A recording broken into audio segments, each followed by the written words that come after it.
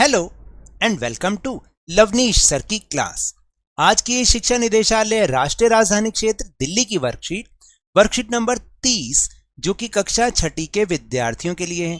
यह ली गई है हिंदी विषय से और इसमें आज हम जिस पाठ पर चर्चा करेंगे, जिस पाठ को सीखेंगे, उसका नाम है अक्षरों का महत्व। तो चलिए बिना समय गवाए शुरुआत करते हैं मेरे साथ और समझने की कोशिश करते हैं।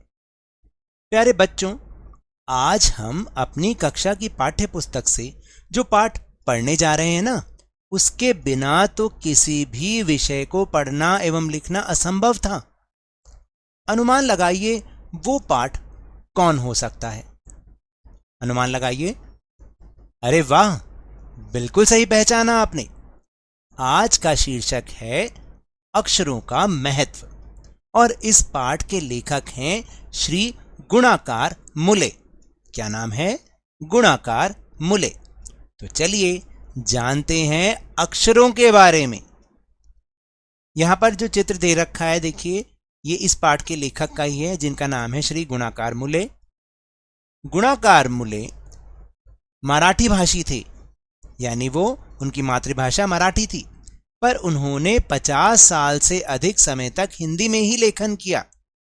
उनकी करीब 35 पुस्तकें छपी। वे राहुल सांस्कृत्यायन के शिष्य थे। उन्होंने हिंदी में करीब 3000 लेख लिखे और अंग्रेजी में उनके 250 से अधिक लेख हैं। तो ये तो था इस पाठ के लेखक का परिचय। अब हम पाठ की कुछ विषय वस्तु पर चर्चा करते हैं।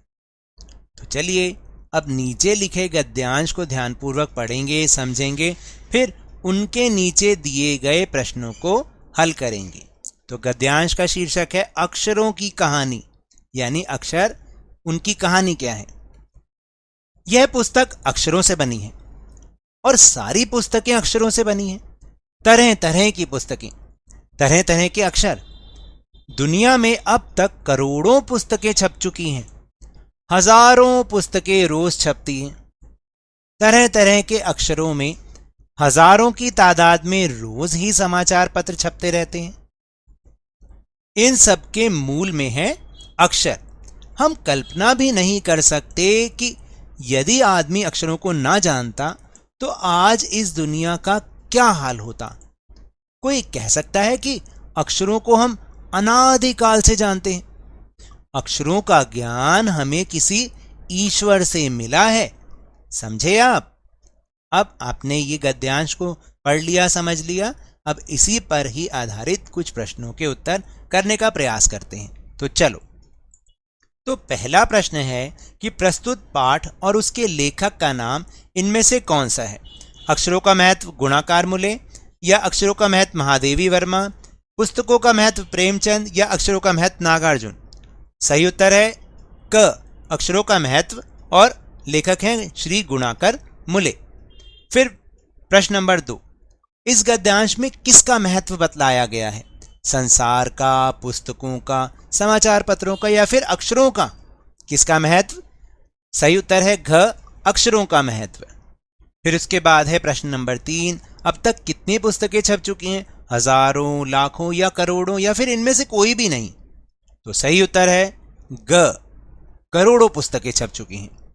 चौथा प्रश्न, पुराने जमाने के अनुसार अक्षरों की खोज किसने की। अपने आप हुई, मनुष्य ने की, ईश्वर ने की, या किसी ने नहीं की। तो अभी लास्ट पंक्ति में हमने समझाई है ग, ईश्वर ने की। और प्रश्न नंबर 5 है कि निम्नलिखित में से क्या अक्षरों से बना है। भाई देखो, क्या अक्षरों से बना है? पुस्तक, समाचार पत्र, पत्रिका, या उपर्युक्त सभी।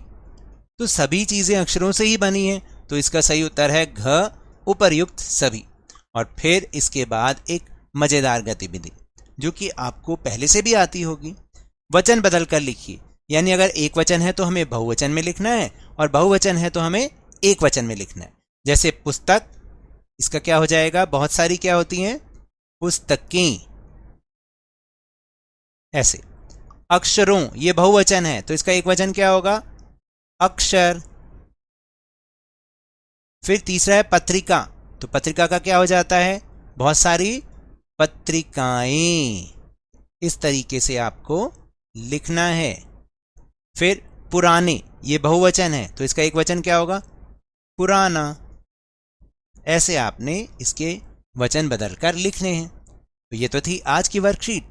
अगर मेरे इस तरह समझाने से अब आपको समझ में आने लगा है तो इस चैनल और वीडियो को लाइक कीजिए, लाइक का बटन भी दबा दीजिए, शेयर कीजिए और अगर आप नए हैं तो सब्सक्राइब भी कर लीजिए ताकि सारी नोटिफिकेशंस आपको टाइमली मिल जाएं। लेकिन टेलीग्राम ऐप पर हमारा चैनल लवनीश सर की क्लास, उसको ज्वाइन करना ना भूलिएगा, जिसका लिंक आपको इस वीडियो के डिस्क्रिप्शन बॉक्स में मिल जाएगा। वहां से आप हमारे चैनल को ज्वाइन कीजिएगा तो आपको सारे वीडियोस के लिंक एक साथ एक जगह पर मिल जाएंगे, आपको कहीं ढूंढने की ज़रूरत नहीं पड़ेगी। और साथ में ये भी ध्यान रखिएगा कि जब भी घर से बाहर निकलें मास्क अवश्य लगाएं और जब भी आपकी बारी आए कोरोना का टीकाकरण जरूर करवाएं, क्योंकि कोरोना को हराना है और जिंदगी को एक बार फिर से सुहाना बनाना है। इसी उम्मीद के साथ बहुत बहुत धन्यवाद।